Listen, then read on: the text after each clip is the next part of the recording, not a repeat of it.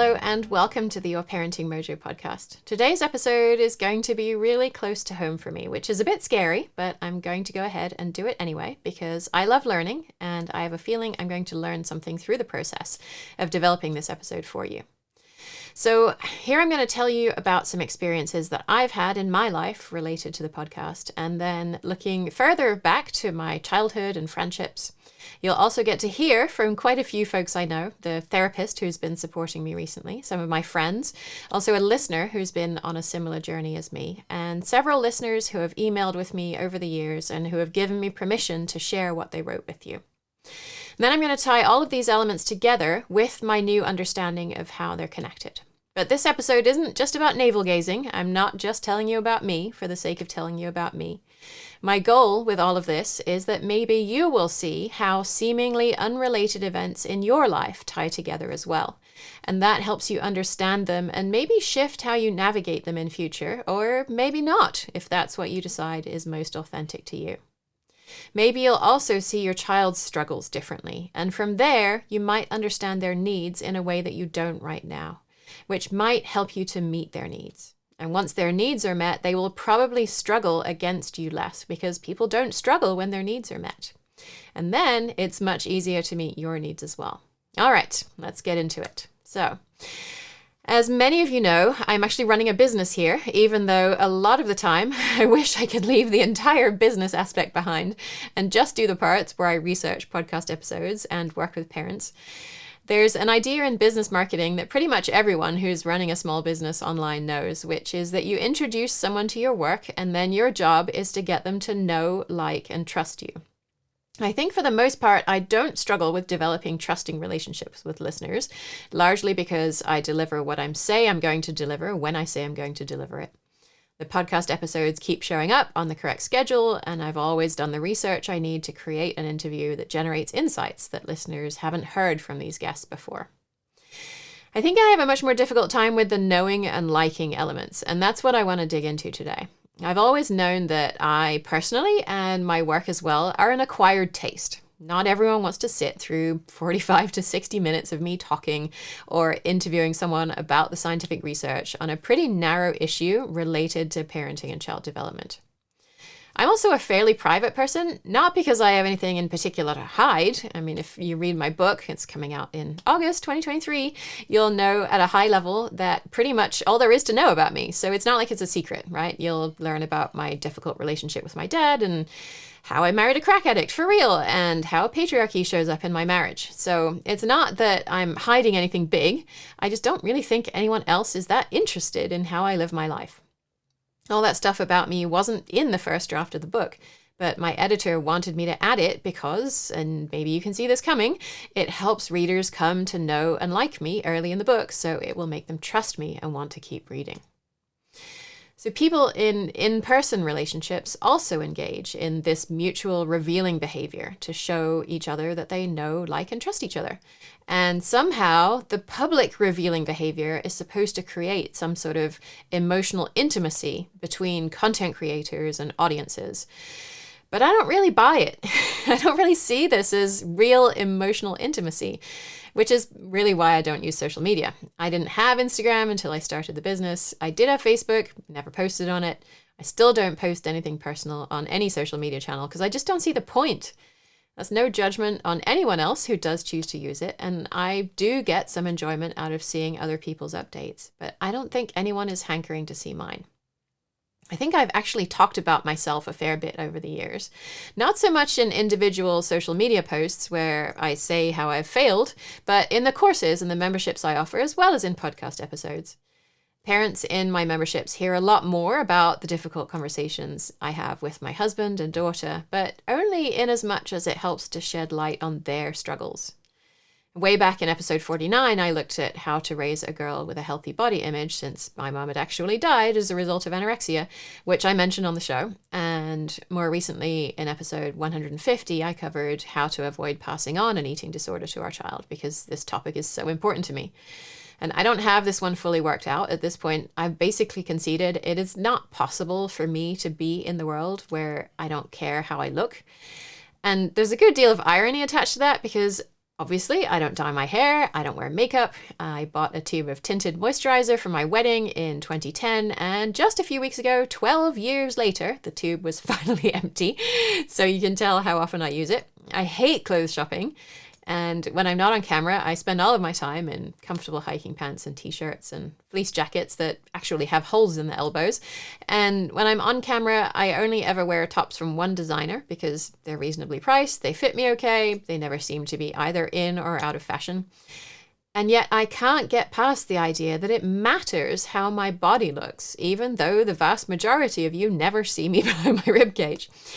But I have done episodes on these things. I looked at my racial privilege through a series of podcast episodes, which felt very exposed at the time because I had no idea what I was doing, and I was pretty sure I was going to get attacked for doing it. And as it turned out, I just lost subscribers after I published each of those episodes because some folks didn't want to hear about white supremacy on a parenting podcast. I've also been exploring my recent autism self-diagnosis through the podcast. If you missed the episode on neurodiversity last year, I took a free online test called the Autism Spectrum Quotient, which is scored on a scale of 0 to 50. An average person who isn't autistic scores about 16. A score of 26 or greater indicates the presence of autistic traits, and 92% of autistic females score 32 or higher. And my score was 42. So after I did the episode on parents' neurodivergence with Dr. Andolibian, she offered to give me some autism screeners, which are a bit more in-depth than the free online tests. And she left me a voicemail telling me about the results, and she gave me permission to share that with you. I did have to edit it to remove my actual scores because she said she couldn't be the one who shared those publicly, but you'll still get the idea. Your review from your husband puts you right at basically the cusp of mild. And most of his, so there's 5 subcategories, and most of them were right around that range. Like your awareness was not in the clinically significant range, etc. So overall, his indication or his review was that there are challenges in reciprocal social behavior that would be clinically significant and that might lead to mild or moderate interference with everyday social interactions, which is basically confirms what you already know. And then your self-report, which is, because you're very honest about yourself, your self-report is what I would probably lean more towards. And that puts you right smack middle of the mild to severe. That's the way that they categorize it. Of course, the language is horrible, which I hate. But so scores in this range basically, again, reinforced what your partner had said also, reciprocity of social behavior or reciprocal social behavior that are clinically significant, that might be causing difficulty in everyday social interactions. And overall, your personal scores on yourself were, so it says basically such scores are strongly associated with clinical diagnosis of an autism spectrum disorder. So you're confirmed officially on a screener based on your report that yes, this is the right direction for you to be going in. So the areas that social awareness, so you're pretty aware when, basically the way to translate it is that you're aware of what is going on around you and that you're not like clueless to the dynamic. It's the social motivation, social communication, and restrictive interest and repetitive sort of behavior piece that seems to be the higher part. So before we go on, one thing Dr. A did want me to make sure to communicate was that this is a result of a screener, plus my fairly extensive interactions with her about the podcast episode we recorded together, plus her extensive clinical experience in this specific subspecialty.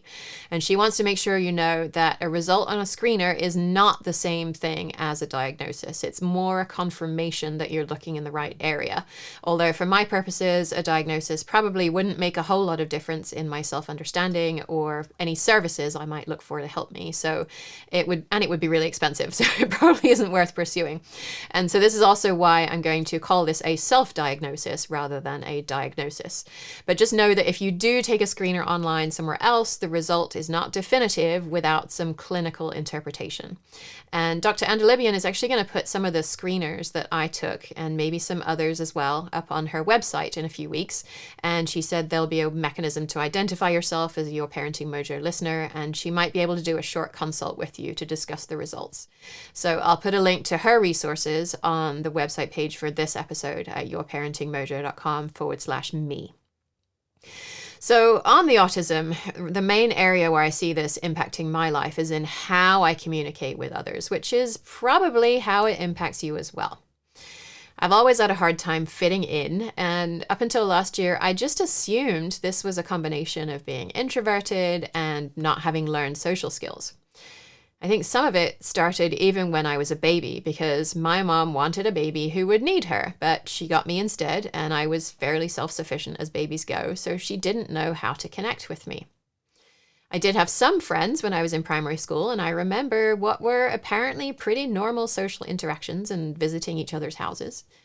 My mom died at the very end of primary school, so in that period at the end of primary, beginning of secondary school, when there's a lot of social learning happening, I was going home every night to cook dinner for my family. I didn't think I was missing out because I didn't enjoy socializing anyway, and we had to eat dinner. I had a new stepmother within a year, and it's not an exaggeration to say that she hated me, and I know this because I remember it, and also because my dad has confirmed it more recently. So my entire teenage years were marked by a huge withdrawal from everything and everyone, and I spent most of my time that I wasn't in school alone in my bedroom, wishing people would just stop noticing me. My dad and my stepmom did send me to therapy a couple of times in those years, but the focus was very much on seeing what was wrong with me and fixing me so I would stop being so annoying to them. As far as I could tell, they didn't make any special effort to change what they were doing. One of the therapists told me I should try and connect with my stepmom by offering to make her cups of tea, which she used to drink probably 8 to 10 times a day. And she always accepted the tea, but she was never interested in the connection. And then I tried offering to help make dinner, figuring, well, maybe we can talk while we cooked. And I told myself I would do it every day for a month. And every day she would very sweetly say, "No, thank you," when I asked if she needed help. And toward the end of the month, my stepsister said, "It doesn't matter how many times you offer to make dinner, she's never going to like you." And I think after that, I just kind of gave up. And of course, school was miserable as well, because I was good at learning, but I couldn't figure out how to make friends. In my year group, there were 3 girls at the top of the social hierarchy. There was Gemma and Claire and Louise, who were twins. And strangely enough, Gemma and I actually became friends after school ended. So I reached out to ask what she remembered of me during the school years. And so to be clear, Gemma was not one of those mean girls who sits at the top of the social heap. I don't remember a lot of details, but she wasn't one of the kids who deliberately picked on other kids. So here's what she said that she remembers about me. Hi, I'm Gemma. I've known Jen since we started secondary school. So that's about aged 11. And actually at the time, I really did think that Jen was quite a withdrawn character. I thought she was quite quiet and shy. She was very studious, which meant she had great relationships with the teachers, but she didn't have a lot of personal friendships. And at the time, I thought that was a personal choice, that she was just a little bit quiet. She spent quite a lot of time in the library. She wasn't really into her team sports and things like that. So I'd put it down to that. As I then saw Jen move into her older years, I realised that actually that wasn't just a school thing, that actually that is something that she did struggle with, was the sort of social awkwardness, really. I asked Gemma if she remembered any specific incidents about things I did or interactions we had, and she said she didn't, which I think just about says it all, really. I was a completely unmemorable person.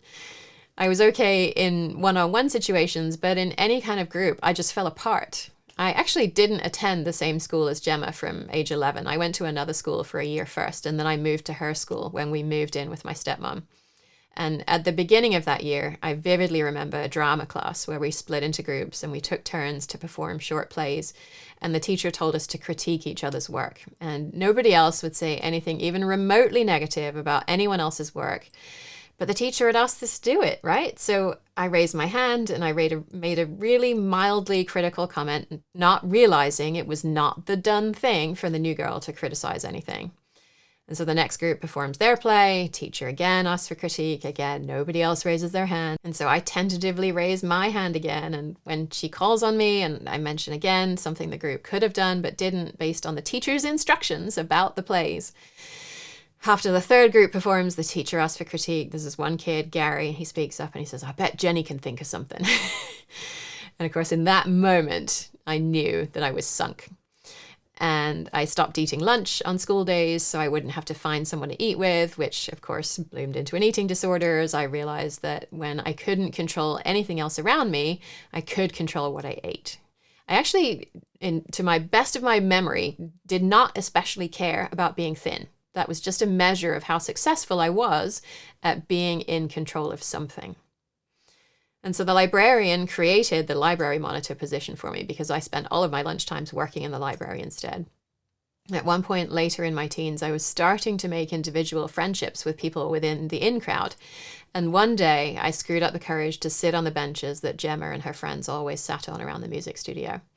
And nothing bad happened. Actually, I don't think anyone really said anything, but I felt like I was sitting under this 1,000-watt spotlight and everyone on the entire playground was looking at me and thinking that I didn't belong. And I lasted about 10 minutes and I just went back to the library. And that pretty much set the tone for my social interactions from then on. I never had a lot of friends. I never wanted a lot of friends either. When I do think that I could have a connection with someone, I pretty much don't let it go. Here's my friend Sarah explaining how we met. We met probably 10 years ago. Yeah. 10 years ago. And well, long story short, I thought you were hitting on me. Not much of one for build-up, are you? Well, I can get into the details. Let's see. We were volunteering at a garden, and I think we connected. I just moved to California. You were doing some work, I think, with a horticultural class, some extra credit, and we just started chatting as one does when you volunteer and with your hands in the dirt. And you were just really forward, I guess, and just like wanting to know about me, which was lovely. And I was curious about you. Were like, what are you into? What do you like to do? And then you planned our next activity, if I remember correctly. You were like, well, let's go. Do you like to hike? I was like, yeah, I love hiking. And you're like, let's go hiking. How about Sunday? How about at 2:00 or something really specific? And I think I was taken aback by how confident you were in wanting to spend more time with me on our initial meeting. And that isn't to say I'm not a lovely person that doesn't warrant that level of enthusiasm. But I think I'm used to maybe a little more like, oh yeah, let's hang out sometime, and then never panning out, or after multiple engagements or conversations, then actually something is solidified. Whereas you were just like, I'm free on Sunday if you want to go for a hike with me. We could do this. And so I was like, I think she might be interested in something more than just hiking. and we should clarify you were wearing gardening gloves, right? Yeah. So yeah. Well, and I think it came out fairly quickly. You were just like, oh yeah, my husband has to da da da da da. And I was like, oh well. And I don't think I was just like, well, my husband da da da da da. So it didn't stick with me long. And thus our friendship was born, all thanks to your forwardness and confidence and ability to just like, all right, I like this person and I like hiking. Let's do them together. And she likes hiking. So. And I should say, I remember things a little differently because I don't remember setting up a hike immediately. I thought I just made sure to get her email address so that we could set up a hike because I knew I wasn't likely to see her again if I didn't.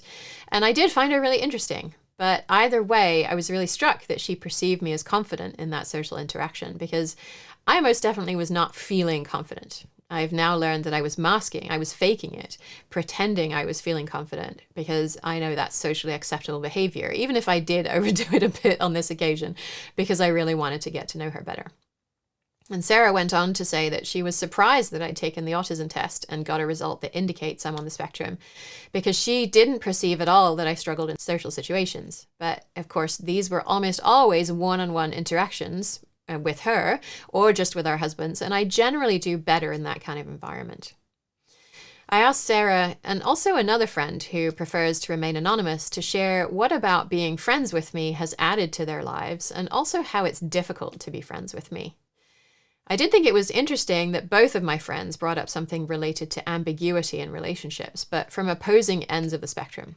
So Sarah pointed out there's much less ambiguity in our relationship than in many of her relationships.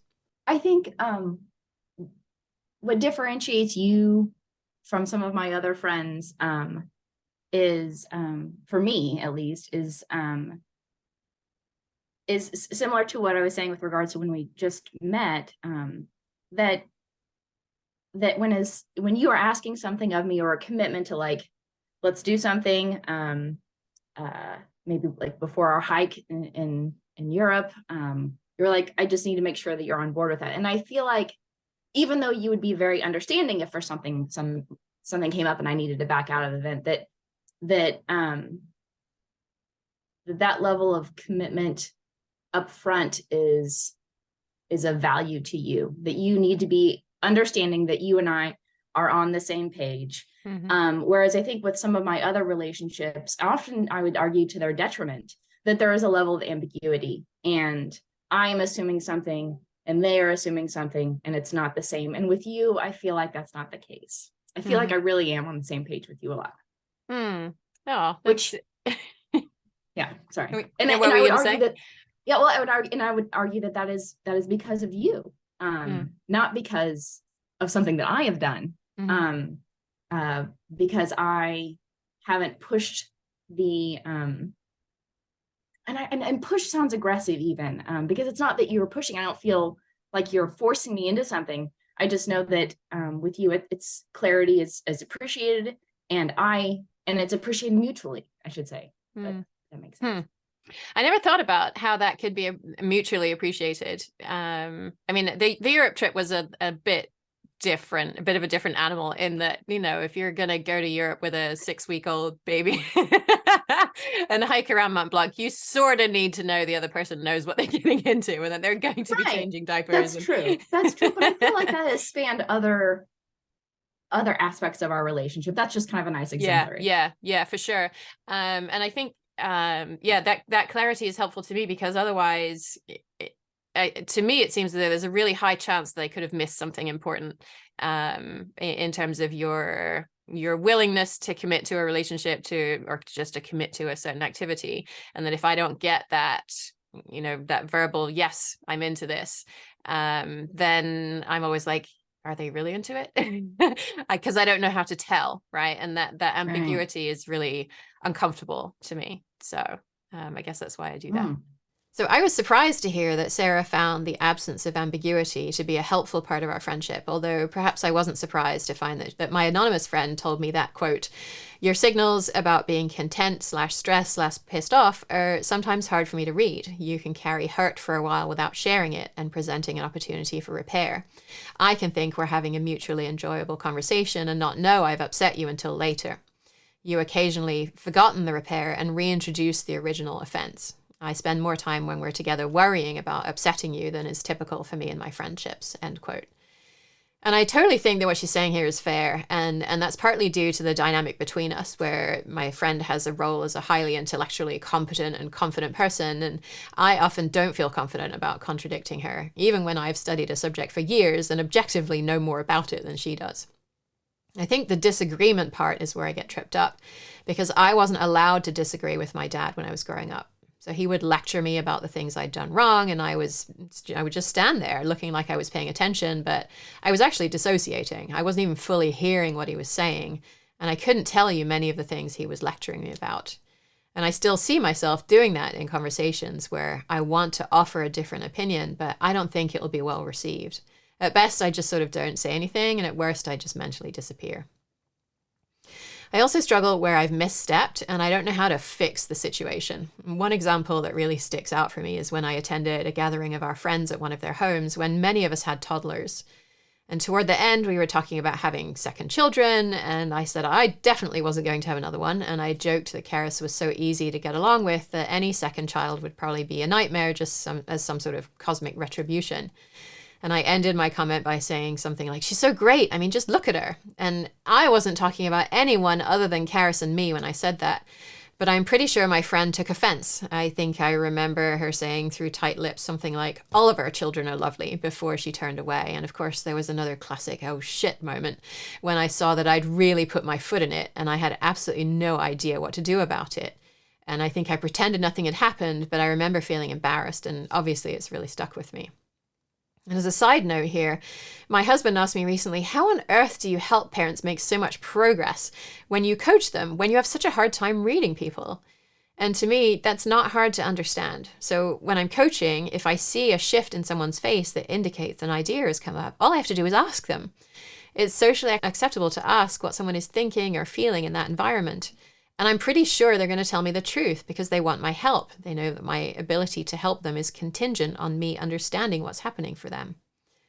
Out in the wider world, it's generally not okay for me to say, perhaps to anyone but the closest friend, something just shifted for you right now, but I'm not sure what it is. Will you tell me? And under our cultural conventions, it's more likely than not the person would say, no, there's nothing wrong, when actually there is, by which time I'm in a hole I really don't know how to get out of. This kind of thing also impacts you as well. I've had a couple of comments on podcast episodes when I've laughed at an apparently inappropriate time, and it's really offended a listener. One of them was in the consumerism episode, and the listener had grown up in poverty, and I guess I laughed at something that my guest said in relation to poverty, and the listener really took offense to something that I didn't register as offensive at all. And I was fortunate that I always had a warm place to sleep at night. I knew where my next meal was coming from when I was growing up, but there really wasn't much left over beyond that. In my late teens, I remember taping Nike swooshes onto my crappy shoes for physical education class because I was so sick of the other kids making fun of me for having thrift store shoes. So I felt really bad that I'd done something that had created that feeling of shame in someone else. But not all listeners respond in that way. As I was preparing this episode, I remembered an email that a listener sent me back in 2020 when she was participating in a workshop I was running, and we got chatting about imposter syndrome. And I told her I have that too, which is why I do all the preparation for podcast interviews that listeners have said makes me sound intelligent and to some people also unapproachable. It's because I don't want to get caught out by asking a question and having my guests say, well, I answered that in this paper or this book that you clearly haven't read. And that would be so embarrassing to me that I have to prepare so much that it never happens. Anyway, this listener wrote to me, firstly, it's hard to believe that you have imposter syndrome too. You're just so good at what you do. Secondly, you totally do not come off as unapproachable. Maybe initially when I first listened to your podcast, you were so full of content and questions. But then I heard your laughter, the one that you do when the speaker strikes a note with something personal in your life. Do you know what I'm talking about? That nervous, loud laugh. But it was that laughter that made you a real person to me. And I emailed you the first time because there was just something so genuine and real and approachable about you. End quote. So then autistic me gets my knickers completely in a twist, right? Should I laugh during interviews? Should I never laugh during interviews? Should I check to see whether it's appropriate to laugh before I laugh, by which time the moment is usually past? It's absolutely possible that I'm laughing at very similar kinds of things across multiple episodes, and that some people find this offensive, while others think it makes me seem genuine and real and approachable. And of course, this reminds me of the times when our toddlers hit us and laugh, and we parents get so triggered by that because we think it means they're enjoying hitting us, when perhaps more often it means, I know you don't want me to hit you, but I don't know how else to say that I want to say something, so I'm going to laugh to cover up how nervous I'm feeling about telling you this. Another area where it comes up is when I feel especially passionate about a topic. I was talking with a listener recently about schools, and if you've been around the show for a while, you probably know I have some pretty strong feelings about school, because I think they perpetuate the social problems that have hurt all of us so much, although they have hurt some folks a lot more than others.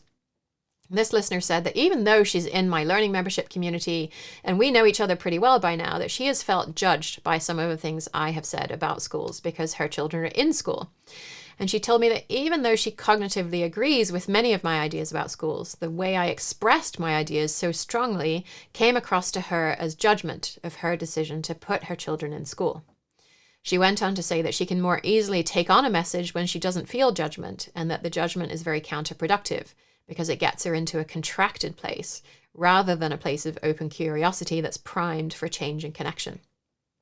She says she's been noticing where she judges things as well. Her children's school has been doing a holiday performance and a book fair and a craft fair, and the children had to wear something different and specific to school every single day one week. And this parent's anxiety has been, as she says, through the roof. And she finds the focus and the busyness of all of those activities to be against her family's values. But when she talked with her husband about the school's holiday system, he found it really hard to receive. She said, quote, "He has sympathy for me, but it's hard to make lasting change because my comments are coming with such vitriol and disgust for something that, to someone else, doesn't seem that bad," end quote. And that really struck a chord for me because I think that's exactly where I land a lot of the time. And my husband has said to me many times he thinks my messaging would resonate a lot more if I could find a way to connect rather than seeming judgmental. Not everyone sees schools as bad. Some people even see them as an equalizer in a country where people have different access to opportunity. But one of the characteristics of autistic people is we see things in a very black and white way. We recognize patterns, make connections across ideas that not everyone sees. And we even see the possibility for things to be different, for us not to be in the systems that many people take for granted as just the way things are. And of course, those characteristics, combined with a lack of social awareness, make for a very difficult combination. To me, it feels very confusing because it seems like I say very similar things as other people who think that schools aren't actually serving children. But somehow people find it connecting when they say it and judgmental when I say something that to me sounds very similar. At the moment, I don't know how to navigate that more effectively than I'm doing right now. I hope that at some point this year, our finances might be in a place where I could see a therapist who specializes in late diagnosed autism to help with my communication skills on these kinds of issues. But until then, you're sort of stuck with me as I am. All right, so let's start to tie all this life history stuff together because I want this to be helpful to you and not just to me. So what I'm seeing now that I wasn't fully able to connect the dots on recently is that obviously I have some sort of genetic autistic component that nobody knew about when I was a child. And that plus my introversion made it hard for my mom to connect with me, which led to avoidant attachment, right? I knew that I couldn't rely on anyone else to be there for me, so I just relied on myself. And I did okay in the wider world until the socialization I was doing was interrupted by my mom's death. And then it seems like everybody else was able to make a shift in the sophistication of their social interactions that passed me by. And the autism made it hard for me to even see that that had happened. And the unhappiness with everything else that was going on at home caused me to withdraw even further until social interactions basically became a puzzle that I didn't have the tools to solve. And the more I withdrew from others, the less practice I got, the worse I became at it. And now my life is very much set up for me to be mostly successful at navigating the few social situations I put myself in. But of course, I'm only just learning about ways it's impacting you through the podcast that I hadn't known about. What I learned all the way back when I was a baby about self-reliance makes it hard for me to be vulnerable even today, because a vulnerable person is inherently admitting they can't do everything themselves, which I learned isn't safe. In many areas of my life, this self-reliance has served me very well. It protected me from a mother who didn't like me very much, and a stepmother who didn't like me at all, and a marriage to a crack addict who could disappear for days at a time, and a whole bunch of other things that would have been much harder to deal with if I wasn't 100% solid on my own self-reliance and knew that I could absolutely count on myself even when other things got really hard. I have to recognize that those patterns don't serve me anymore now. And I also don't want my daughter Karis growing up and using those same patterns, unless she has to, of course, which I hope she doesn't. So, why am I sharing all this with you? Well, I want to be honest, right? I want to share part of my life with you since I share most of my waking hours preparing things for you. Part of that is the old know, like, and trust formula. Some of you listening to this will have thought, oh, I'm so over this and I never want to hear from Jen again. And if that's the case, then that's okay. I'm quite sure there's someone else out there in the world who's talking or writing about parenting and child development who is more your cup of tea, and I hope you find them and you get what you need from them. Maybe this makes some of you think that you know me well enough to want to enroll in a course or a membership you've been on the fence about, in which case, great. I'm really looking forward to working with you. As I move forward with the podcast, I'm still not going to share a lot on social media, partly because I don't process things that way. I'm never going to have a disagreement with Karis and then whip out my phone and post on Instagram about how I messed up and what I should have done differently. Even if I handled it well, I just don't want to move through my life looking out for Instagrammable moments, because if I'm doing that, I'm not actually being present in my own life. If I do post things about us, it's because they've come after a good deal of reflection, and I've realized that sharing it might help you. I realized that what we're essentially doing here is getting stuck in a comparison mindset. It's hard for me to get out of the mindset that everyone else shares all this in the moment vulnerable stuff, and so I should do it too. And it's hard for you to get out of the mindset of, I want parenting advice from people who share vulnerable stuff on social media, and if Jen isn't doing that like all the other parenting people, then there must be something wrong with what she's doing or with her. And that comparison mindset gets us in so much trouble. Before my self-diagnosis, my husband was comparing me to all the quote-unquote normal people he knows and his own quote-unquote normal self, and thinking, why can't Jen be more normal? And now he knows this is normal for me, and he's trying to stop trying to change me. So I'm going to continue to explore how my self-diagnosis shows up in my life and how I can be more authentic, both in the podcast and in my real life. I'm going to consider the feedback I get from listeners, and instead of letting myself get yanked around about it quite so much and worry about what I should and shouldn't be doing, I'll filter what I hear through my values. So some folks think I talk too fast on episodes, and I get it, right? I always want to be better at what I do, so I'm taking a course to help me slow down and speak more clearly. I've only just started it, so you may not hear the full effects yet, but in the meantime, most podcast players have options to speed up or slow down the audio. It means I'll deeply consider the feedback that I get on the show's content. In response to listener feedback, I have a new series of Q&A episodes launching this year, where listeners submit questions via video, audio, or in writing, and I answer them, still from the same research-based perspective that you've come to expect. But that doesn't mean I'm going to stop covering topics that I still believe are really important. I haven't mentioned it in this episode, but my own parents were traumatized by their parents' attempts to shape them to succeed in a white supremacist, patriarchal, capitalist culture. And in their attempts to shape me to succeed in it, they hurt me too. My challenge here is that I do see the connections between all of these topics and white supremacy and patriarchy and capitalism. And once I've seen them, I can't unsee them. And I think a lot of the reason we struggle as a society is we don't see these things. Our culture trains us to pay attention to these individual issues, because if we saw the societal level issues, the folks at the top benefit most from these systems would be called to account for their actions. And we actually might get to live in a culture where our needs are met. I totally get that as a podcast host, I have to produce content listeners want to hear. So once again, my autistic self tends to get a bit stuck. I've tried to bring listeners along on my own journey, but probably there are quite a few folks who have started listening more recently and who didn't hear those episodes a couple of years ago. Or if you missed an episode or two in that period, maybe you felt kind of blindsided as well. So do I keep producing content I believe in, or do I produce what listeners say they want? I also have to weigh the comments from folks who do believe in what I'm doing, which are often fewer and further between, since we tend to complain when we don't like things more than we say that we agree with things, as I figure out a path forward that feels true to myself. I think it's fairly safe to say I'm not going to go back to being a podcast that only looks at scientific research on parenting and child development, or even one that looks at the research methodology critically. Don't we all want people to accept us as we embark on our learning and healing journeys? I know I work with a lot of parents in my Taming Your Triggers workshop who say, I'm doing all of this learning so I can be the parent I want to be, but my partner isn't coming with me. They're still shouting at our kids, and I spend all of my time being the emotional regulator in the family. How can I get my partner to come along and do things differently? And the answer is that we don't. We don't try to get someone else to do something differently. I think at the heart of this request is a wish, even a longing, that the person's partner would see them and support them on their journey, but the partner can't do this.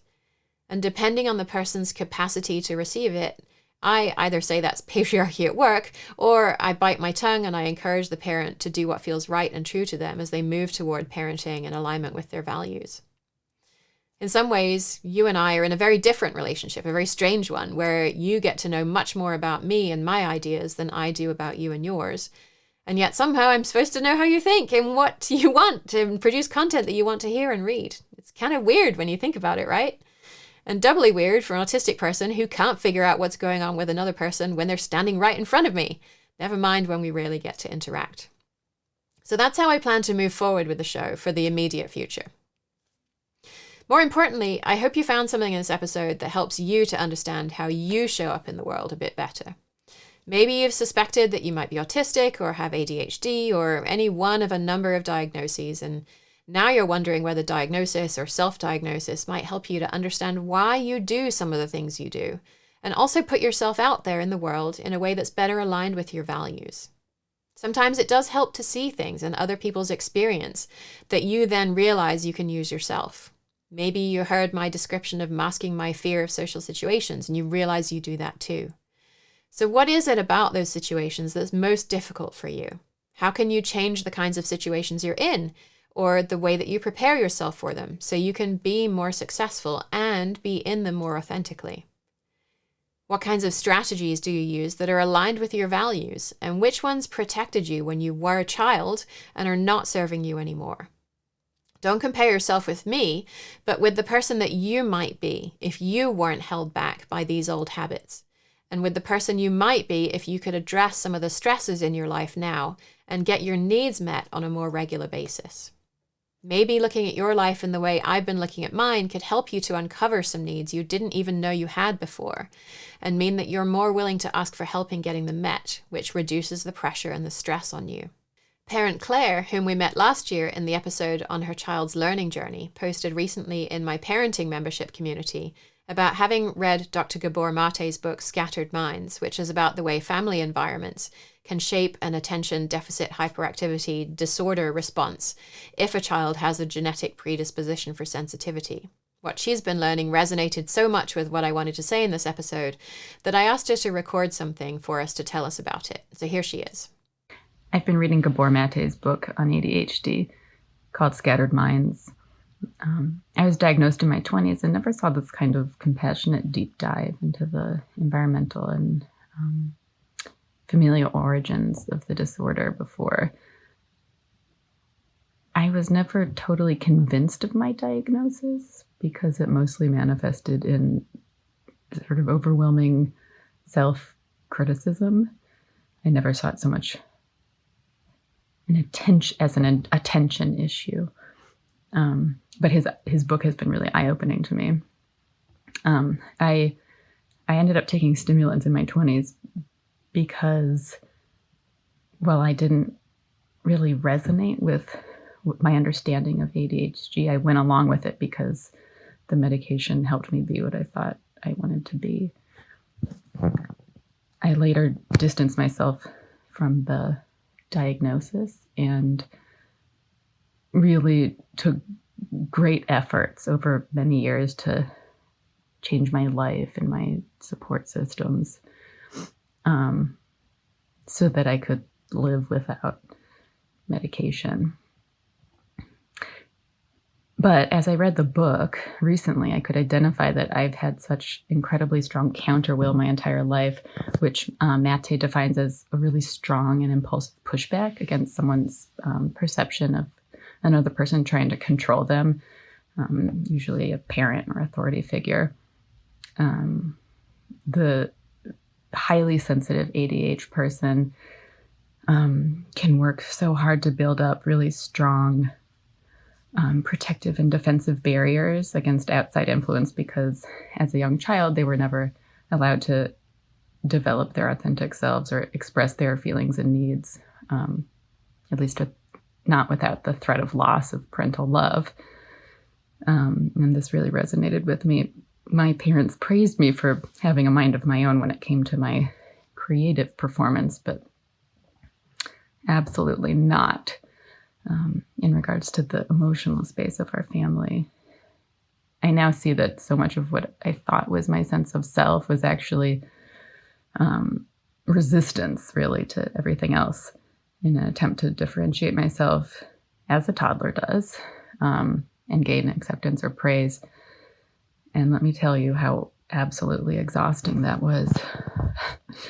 When my oldest was a toddler, she's now 4, I was so inspired by the pure creative energy emanating out of her. And she knew who she was and what she needed. And that was so amazing and inspiring to me to witness. I also felt this incredibly deep urge inside me to support her in developing that. I think for myself, I spent so long trying to develop my creative work without giving myself a nurturing, compassionate love and acceptance. I did not know how to do that. I did not know that I could do that. I used my work and success to feel good about myself, but I was constantly coming up against blocks and walls of self-doubt and criticism, even while pretty much consistently receiving positive feedback from outside. Stimulants helped me ignore my distracting self-criticism, but they also only made me want to work harder. And honestly, for the first time that I can remember, made me want to try to fit in. They did not give me skills in self-compassion. They didn't help me understand my feelings and needs or help me connect to people for community and support. I felt a lot of shame over the years for these feelings, that I didn't really have it that bad compared to so many others. But I'm starting to see the common humanity in all of us. Some of us suffered more than others early on and probably continue to. Some of us are more physiologically sensitive, and some of us have built up incredibly strong defenses so we can succeed or survive in this world. And it takes a lot of work to access our true feelings and needs when we're in this place. While I think some people benefit in material ways from the systems of oppression that dominate us, no one wins from negating their true selves, and everyone can gain from learning to identify and tend to their needs for safety, belonging, and significance, among others. I think when we learn to take care of ourselves, we can really heal wider and deeper wounds together. And importantly, we also need the togetherness before we can really tend to ourselves. I love Mate's quote from a friend of his from the Lakota tradition, how when a person gets sick, the whole community asks themselves what went wrong and even thanks the person for the opportunity to examine their ways and how they can change to better take care of the person and others moving forward.